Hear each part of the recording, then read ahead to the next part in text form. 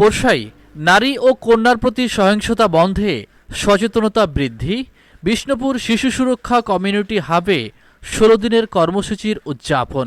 নারী ও কন্যার প্রতি সহিংসতা বন্ধে ঐক্যবদ্ধ হই, ডিজিটাল নিরাপত্তা নিশ্চিত করি, এই প্রতিপাদ্যকে সামনে রেখে নওগাঁর পোরশায় উপজেলার নিতপুর ইউনিয়নের বিষ্ণুপুর সুরক্ষা কমিউনিটি হাবে ১৬ দিনের কর্মসূচি উদযাপন করা হয়েছে। বৃহস্পতিবার দুপুর ১২টার সময় বিষ্ণুপুর শিশু সুরক্ষা কমিউনিটি হাবে আয়োজিত কর্মসূচিতে মা, অভিভাবক, শিক্ষার্থীসহ স্থানীয় মানুষের ব্যাপক উপস্থিতি লক্ষ্য করা যায়।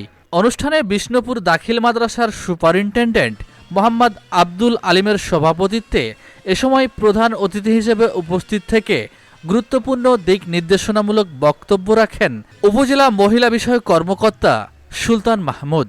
এ সময় প্রধান অতিথি তার বক্তব্যে বলেন, নারী ও কন্যা শিশুর নিরাপত্তা, বাল্যবিবাহ প্রতিরোধ, যৌন হয়রানি থেকে সুরক্ষা, ডিজিটাল নিরাপত্তা, পারিবারিক মূল্যবোধ ও সন্তানের সঠিক পরিচর্যা এসব বিষয়ে দিক নির্দেশনামূলক আলোচনা করেন।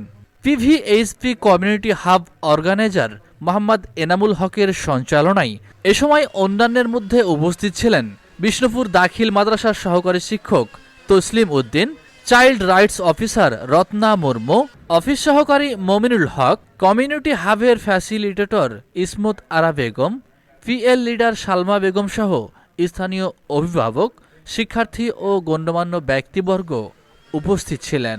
এ সময় বক্তারা বলেন, সমাজে নারী ও কন্যা শিশুর প্রতি সহিংসতা রোধে পরিবার, বিদ্যালয়, সমাজ এবং প্রশাসনকে একযোগে কাজ করতে হবে। বিশেষ করে ডিজিটাল যুগে শিশু কিশোরদের সাইবার নিরাপত্তা নিশ্চিত করা অত্যন্ত জরুরি। অংশগ্রহণকারীরা সহিংসতামুক্ত সমাজ গঠনে সকলে সম্মিলিতভাবে কাজ করার প্রত্যয় ব্যক্ত করেন। সালাউদ্দিন আহমেদ, এসটিভি পোরশা, নওগাঁ।